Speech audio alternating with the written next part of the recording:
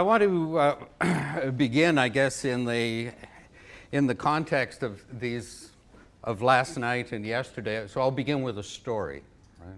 And mention that I do a lot of traveling. The network now is that of teacher education institutions is in over 70 countries, and so that leads me a fair bit. This is a story from Mongolia. In the valley where Genghis Khan came from, there is this giant statue in stainless steel. It's bigger than the Statue of Liberty. It's a huge one in honor of them. You can see there's several stories underneath. I have a picture of myself up on the head almost by his nose, you know, facing back. You can go up inside it. But the story is when I was there and I was looking at a school that had used education for sustainable development as the core organizing feature, and it had risen in this backward school from way down. They do standardized testing, and it had risen to #1. And I wanted to go and talk to the staff. They had written their own textbooks. They took control of their own education of the people in the valley. But when I was there, a farmer heard that I was there and asked me to come out to the farm. So we traveled with four-wheel in the winter. It struck me seeing camels in snow. You know, it's very, very different. But I went out and I met with him because he asked me, he said, you know, this valley archaeologically, we know there have been inhabitants here for 7,000 years. 7,000. And he said, what has happened now? There's a Canadian gold mining company and 4 Australian coal mining companies in the headwaters of the river that flows through here. He said, you know, some of the people running this, they have PhDs. They're university graduates. He said, and these companies are threatening the whole future of the valley with the arsenic and the pollutions that's coming out. He said, what kind of an advanced civilization with their education system would produce people like that? A very, very profound question it came from, and of course I didn't have an answer, but I was pretty shaken by it. And it is something that has guided me these last couple of years in questioning. So what I wanted to do was to spend a bit more time. I'm focusing on 4 big areas now. One is education for sustainable development and quality education. Another is teacher education. Another is improving the education of indigenous people around the world. And the other is technical and vocational education, bringing sustainability into that, because that's an area that big corporations get it. They have their own training programs and corporate social responsibility and so on. But small to medium-sized enterprise doesn't have it. So the only way we can help them is through our technical and vocational, TVET programs. So we would be providing through community colleges, even in some countries, secondary school. They would be providing the next one. So that's it.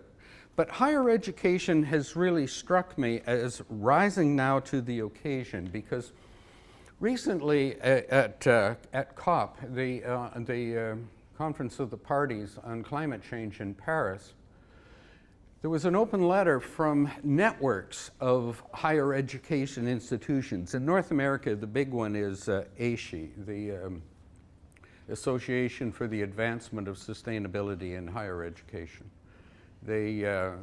But in Europe, Copernicus is the big one, except there are 2 in the UK. In China, it's Green University Movement, and there are about 60 of them, representing over 10,000 universities. In their open letter coming to to the climate change made a difference. And for the first time at Paris, education was acknowledged. Education, public awareness, and training was acknowledged as a new thrust in Article 6. And so now, what I wanted to talk about this morning is the responsibility from a global perspective and bringing it into teacher education as to where, first of all, our responsibility, but our opportunity of taking, sort of raising the profile of what we are doing. So I've put three areas together in my talk. The first one, I want to just describe a little bit for those of you who may not be aware of the various things that are going on the international scene. We're all aware of the Pope's encyclical, which has made a huge difference in a large part of the world. But there are many other things that are going on as well. And then I wanted to talk more about the role of education itself in creating a more sustainable future. And lastly, the big issue I think that I would like to talk is this one. I was just sitting there. How do we raise the profile of what it is that we're doing? How do we engage our fellow colleagues? And how do we engage leadership, administration? And how do we engage beyond that into the expectations of students and of parents and the community that funds higher education? How do we begin to do that? And of course, do it all in a matter of a very short time. So I think many of you would be aware of these, but individually, collectively, it is making a huge change. The idea that the new Sustainable Development Goals that replace the Millennium Development Goals. These global goals go in 15-year cycles. So the Millennium Development Goals sort of went from 2000, 2014, and now 2015 to 2030 is Education 2030. That's our part of it. But there are these large goals. And the important thing to realize at these goals, the big difference is that the goals apply to all nations. The Millennium Development Goals applied to developing countries and the poorest of the developing countries. The Sustainable Development Goals apply to Canada. So when I delve into some of these, then you will see, wow, our administration, as a nation, our ministries of education are going to have to start reporting on what has been done. And I don't think they're even aware, that this is reality. The good news is that the funding has already been pledged. Before the SDGs were signed, our ministers of finance from around the world met in Addis Ababa. And they have pledged roughly $4 trillion per year to try and do this. Now, much of the $4 trillion, like Canada's pledge, will largely be spent in Canada in trying to bring about the achievement of their goals. So it's a large target. If it were $100 bills, it would, pallets too high would cover 2 football fields of $100 bills. That's $1 trillion, okay? That's what it looks like. But much of the money would be spent within their own countries. But at least, you see, after the Millennium Development Goals, then they went looking for money. The countries put the money in place first. The corporate world is really aligning. I do spend some time with the private sector, and in particular, I'm trying to learn from the world of advertising. If we are actually going to address climate change and some of the others, we need to understand the social sciences, and we need to understand the industries that is in branding and shaping how people think and so on. We need to learn in those things.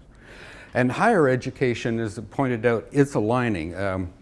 It is absolutely happening, but the neat thing is that we're moving from greening the campus to greening the mind. This is a huge shift it's not necessarily how much money the universities are saving in their lighting and heating and cooling. Yeah, walk the talk, model it. I mean, if you're that silly that you're not saving that kind of money to be putting into program, then you shouldn't be allowed to grant degrees, right? But what's more important is the shift in what gets taught. What are the values, perspectives, the ethics? What is the underlying core that is there? And of course, cities and states are way ahead of our national governments because they're not into negotiating, they're simply fixing themselves. It's much easier than saying, well, we're not going to cut back on our CO2 emissions if China won't cut back on their CO2 emissions. You know, it's a na-na-na-na kind of approach. The change that has come out in the new one, I think it's worth mentioning. Remember, sustainable development, when it first came out, it went through a series of change. We're learning and growing and changing as it goes along.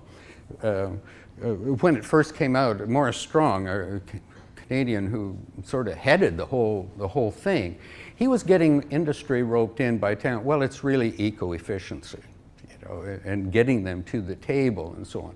But it has become much more complex.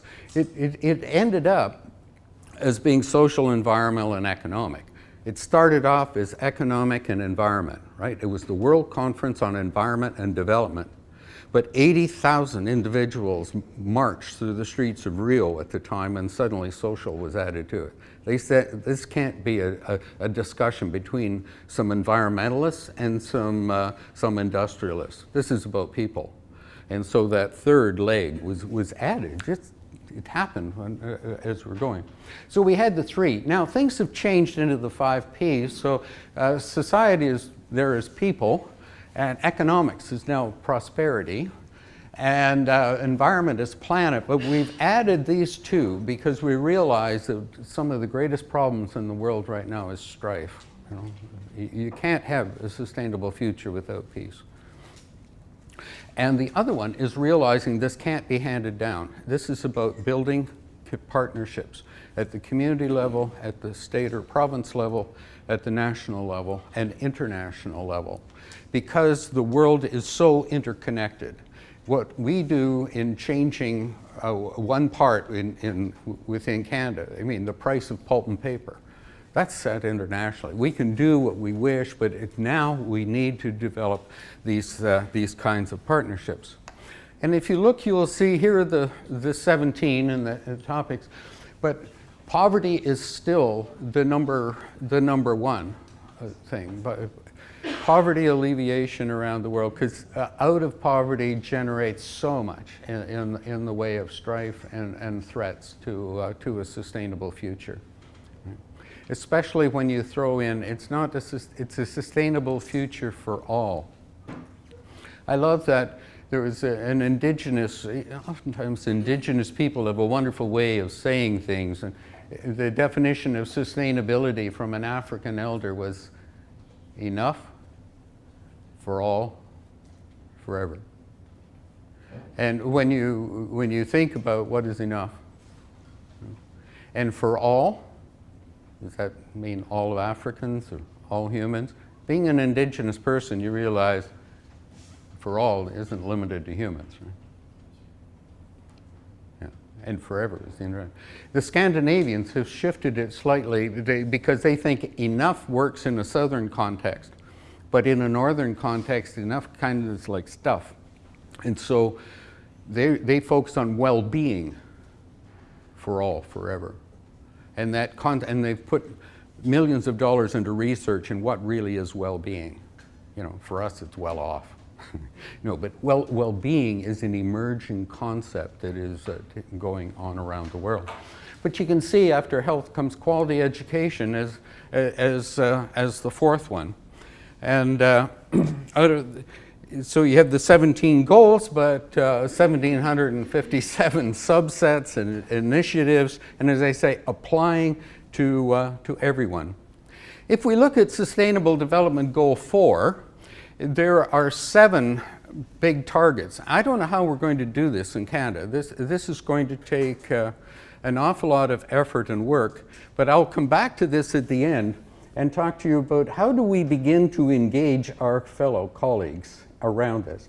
Like the very first one, of free primary and secondary school education for all, and that means completing it, okay? We're nowhere near having everyone graduate from secondary school. We're going to have to go back and talk to the people who are in teaching methods, to go back to the whole idea of assessment, back to what is relevant in curriculum, what is a quality education, et cetera. And that is where I think we begin our discussion of broadening our engagement with others. So we don't end up and saying, oh, well, you guys are doing that, now we don't have to do, you know, that kind of thing. We need to learn to talk and how do we engage other people. Access to early childhood education and care. And I don't think that that should be left from our discussions yesterday just to early childhood. I think at some point we need after school. We need so much in the way of really improving the education of our teens. When you look at what the lives that many of our teens are leading, we need to be looking there. Quality technical and vocational education. Affordable university, higher education, right? Skills for employment and entrepreneurship, yeah. Gender disparities and so on. So you can look at these are the big ones, and then out of 4.7, it is expanded. 4.7 is where we're really mentioned. This is by 2030. All learners acquire knowledge and skills to promote sustainable development, including through education for sustainable development. And in the discussions, one of the big things we talk about is criticizing sustainable development itself. It's the best we could negotiate in 1987 to 1992. Were 5 years of very heavy negotiations, which I was a part of. It's the best we could get all 200 nations to agree to.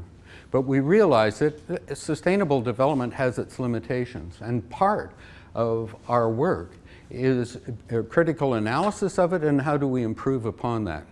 It's so human-centered, for instance, you know, one of the real problems. But it is the best we've got going at the moment that we can all agree to, and it's the best that has been negotiated. So this is what we are trying to work on.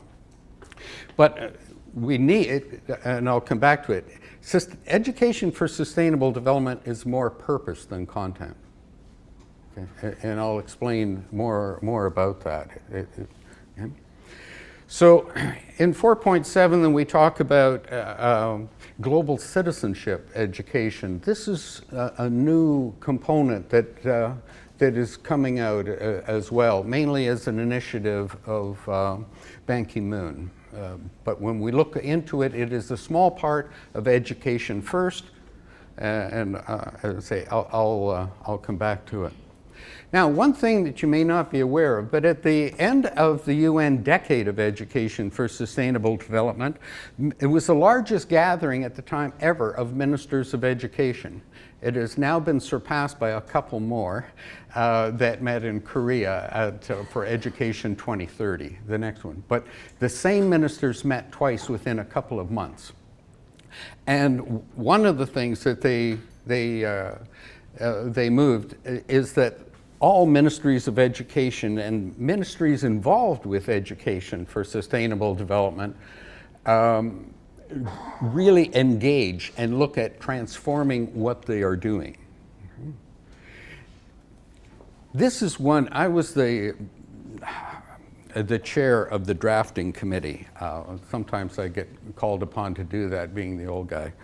And one of the things we were able to sneak in, there were 30 people on the drafting committee representing various,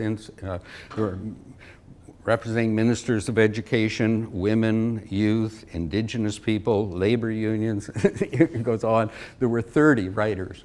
And one of the things that we were able to bring in that was accepted by all these ministers of education is that each country should go back and review the purpose of education. Why are we educating people?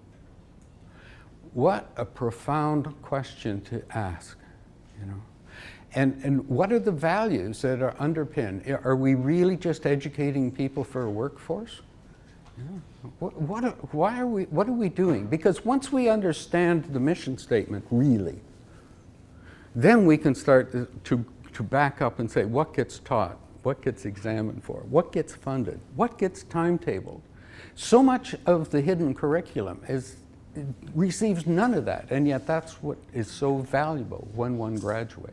So this is the kind of discussion that ministries of education agreed to have. Whether they will or not, I don't know. And then this last one about funding for the preparation of teachers. Just saying, okay, teachers should deliver ESD. Most teachers have never heard of it, let alone understand it, and have the discussions within their own schools to address it.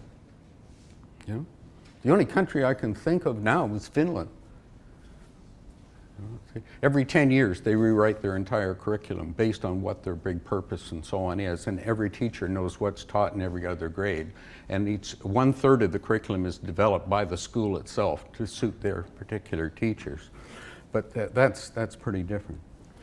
In Europe, I guess a week ago now, they identified that the big focus had to be on a green economy, clean air, but also education for sustainable development. So I'm saying, what I'm pointing out is that on a global basis, ESD is really being acknowledged and so on. And in fact, as a follow-up to the UN Decade is the Global Action Program on Education for Sustainable Development. The idea is to look at what happened during the decade and what are the good programs and how do we scale these up. And the other thing is, how do you move it from being on the periphery to core?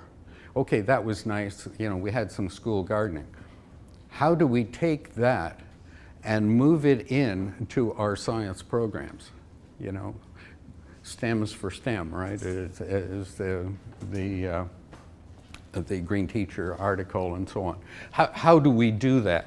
And the other thing is, most countries, when they develop their sustainability strategies, leave out education, public awareness, and training. Look at Ontario. It just came out with the new climate change plan. Education, totally absent. Really silly. And then the other thing is, how can we use the addressing of local social, environmental, and economic issues as a way of revitalizing education itself, bringing relevancy to those hard-to-serve students, making it really deemed as an important central part of the future of a country? How can we use that to raise the importance of our education systems, not just here in Canada, but globally? That's the perspective. And so the Global Action Program has 5 big areas. One is policy, because up till now, oftentimes what happened is you'd have great initiatives, but then the administration would change. The dean would change and say, well, that was Mrs. So-and-so or this Mr. So-and-so. Now we're going here. So the idea is to embed good programs in policy so that it is there. It's only when it's in policy that it can be funded. And most education systems are often in times of cutting. And you can't cut something that's already in policy to put in something that's not in policy. That becomes very, very difficult over time. The second one is transforming learning and training environments. That's looking at it as a whole institution approach. It's not recycling in grade 4, but or a club. How do we really change the fundamentals of our whole institution? The third one is teacher education. Teachers and trainers, but primarily teacher education. Again, every time we have these big international meetings, what comes forward is the importance of teacher education. We can't expect teachers to deliver it unless we do the work with teachers. 60 million teachers. There should be 72 million. We need 72. We've got 60. But how do you retrain 60 million teachers? So at the heart of it is faculties of education. But how do you even begin to engage faculties of education? That's been my program since 1999. Very, very difficult. Well, How do you reach out to your fellow faculty members and say, look, this is important, so on, and I'll come back. Then youth and community. So let me now move on to the role of education in creating a more sustainable future. I think it's important to understand where ESD really came from. In Agenda 21, when the world adopted the concept of sustainable development in '87, then they said for 5 years we'll negotiate and come up with an action plan. The action plan was Agenda 21. And Agenda 21 had 4 components. The first component was social and economic issues. There were 40 chapters, and that was about 9 of the chapters. And then about 14 or 15 chapters were around environmental issues. The next group identified 9 major groups that are normally never at the table and are ignored. And the idea was they have to be at the table and have an equal voice to everyone else. And that's women, youth, indigenous people, farmers, unions, and so on. And then the 4th chapter, there was about 7 there that were identified as the means of implement. How are we going to do it? One was good science, another was technology transfer, and one, chapter 36, was education, public awareness, and training, which we narrowed down to education and narrow that down to ESD. But that was a mistake. We should, but you know, in shortening down, most people think of, oh, ESD, that's about kids in schools, you know. And the whole informal, non-formal part of education is overlooked. The training is overlooked. And the other big mistake was it was given to UNESCO, the world's education part, but they're formal education. So they have sort of a leadership role. And oftentimes, you know, that's another one of the weaknesses in the whole thing that we should look at. But it was seen as a means of implementation. It was about using the world's education systems. It wasn't about coming up with new content. Okay? In fact, as a group, we really made it quite clear we didn't want to come up with sustainability education. And I'll explain that, you know, because what we really meant was how do we engage these existing systems, and then there were 4 areas we thought really needed to be addressed. The first one was engaging the education systems in 2 ways. One was increasing access and school retention rates. You know, we had millions of children who were going to school for 1 or 2 years and dropping out. At that time, we had 120 million children for which there were no schools. That's dropped way down now to 70 million. That's more than the number of children in the United States for whom there is no school. But think of the millions of kids who are not really benefiting that well from our education system. Think of the number of kids who never progress from learning to read to reading to learn. You know, our education system really needs that first one. Access and retention in quality education. That's a part that when I was negotiating, I was in the early 70s, I was the head of the Canadian delegation when we were inventing environmental education. Okay? And that was never a component of environmental education. Right? So the second thing, though, is reorienting our existing education systems to address social, environmental, economic, those kinds of sustainability issues. That's really where we need environmental education, global education, development education, and many of these, which John Smythe from Scotland, a really hardcore environmentalist, and part of our writing team, there were 10 of us, it was his point not to come up with sustainability education because it was just inventing yet another one of these. I have a list. When I was superintendent of curriculum at the Toronto Board, every week there would be a group coming in with their binder and say, just put this in the curriculum. So I developed a list of over 100 adjectival educations. And I did it, and then a graduate student helped me do this one. I called it the curriculum castle, and I thought that I was superintendent of curriculum. I was in the castle, and there was a moat around, and I could raise the drawbridge and say, "Oh, thank you very much for the binder. We'll take this into consideration." Right? Prior to that, I was on the outside trying to bring environmental education in. So now the role was reversed. So I came up with this concept inside the keep, inside the castle. In the center part of the castle, you have math and language. And then around that, but inside the castle, we have the core disciplines. But then outside, we have all the ones that are trying to get in. You see. And so as superintendent of curriculum, when we had a teacher murdered because he was gay, we reached out into the whole idea of gender, sexual orientation, and so on, and we needed that community to rewrite a whole curriculum on it and to implement it. But then we tried to push them, back out again where that wasn't in the core. So we reach out, we bring people in, and then put them as we need them. But what this is not a belittlement at all of adjectival education, and this is what is so important. No. What it is doing is showing the inadequacy of the castle, of being able to deliver a quality education for the 21st century. And this is the kind of discussion that we really need around purposes and so on. Okay, let me skip then. We talk about different ways in which schools engage.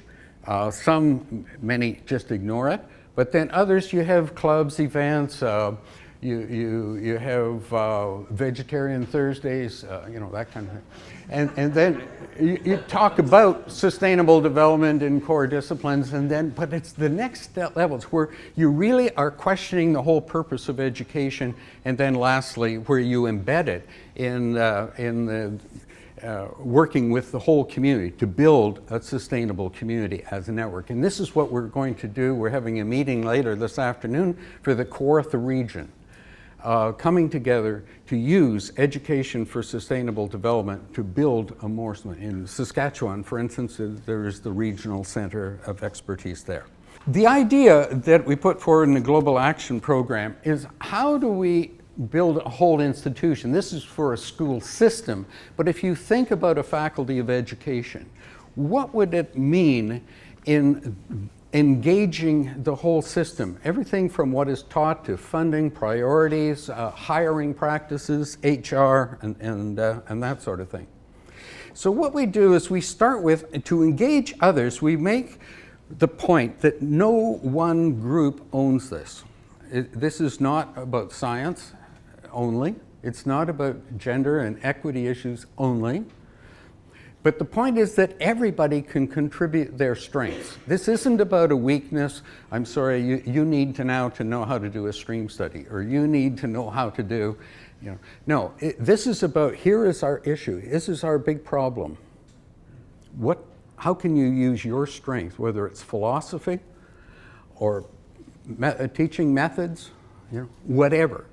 What can you bring? But we do need some people to lead the discussion. And so wisely, it may not be you, it may be you engaging with one or two other people who have the respect of the faculty, key people, and trying to build from that. That's a strategy. But eventually, after that third step of people or sectors taking a leadership role, then you really need to get into engaging senior management to bring the resources, the policy, and so on that are really needed.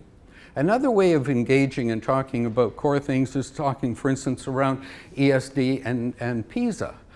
The whole idea of ESD is really a purpose and so on. So because many ministries of education that I work with started off by saying, well, I'm sorry, we can't do ESD, we're focusing on our PISA score. And so we had to make it very, very clear that that's a program for international student assessment for the town. So one of the things I did is in 18 countries, we posed a research program of these 5 questions that came from the Deputy Minister of Education in China. China has built 1,000 ESD schools to really research and figure out, they have huge social, environmental, and economic issues, and they need to change. He said, before we can change, I need the answers to these 5 questions. And so we conducted this research in 18 countries around the world. And it is just being published in the Journal of Education for Sustainable Development, coming out. But it was extremely positive. We did the research with people who had really reoriented their education system to really profoundly changed it. And then we interviewed superintendents, principals, and so on. Not one regretted it. Not one said they were going to pull back.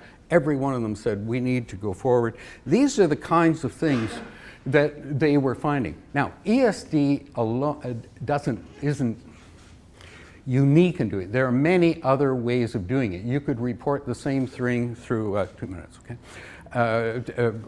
Through schools for the arts. You could do it through environmental education. Has been proven, many of these things as well. STEM programs. You can't really link the causality, but everyone who we researched in these schools really felt that they were on the right track. And what we were trying to do with this initial first rough cut was to prove that there is something there for the researchers to go into and delve into and do much more research. This was just a first, it was totally unfunded. This was just calling upon acquaintances and people in faculties of education and so on that were part of my networks. So here's philosophically where we're going. One is trying to identify how do we build the sustainable self from a sort of a philosophical thing. So we start with the core disciplines. What parts of the core disciplines are really essential and what is really needed? When we engage in the purpose of education, right? And then add to it, what are the adjectivals?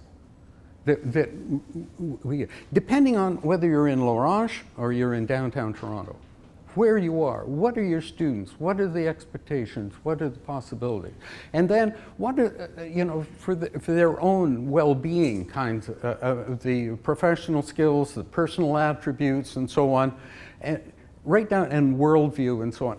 What kind of a melange needs to be built for that? And in closing, let me say, when we first started off, we were trying to promote education for sustainable development because the UN said so. And of course, that really didn't go very far. And then it was guilt. We said, if this is the world we're giving people, what is our responsibility as the shapers of education systems to do it? Now we're saying it's about quality. And that is the first goal of most ministers of education, to deliver a quality education. Right? And it's in our hearts as well. So that's, now, the network we have formed through UNESCO, the first phase was, we had 30, and we produced these guidelines and recommendations. This is on the web, it's on the UNESCO site, guidelines and recommendations for reorienting teacher education. We've got it linked to it on our site too. Perfect. Because that was based on reality. 30 institutions tried, and this is what their report. I would highly recommend it. Then we decided to form little networks within countries. Now for the gap, and we're hoping that teacher educations will form national networks. I hope that today may bring national networks where faculties of education will take leadership in gap number 3, the teacher education and so on. Sorry. Thank you very much for your invitation.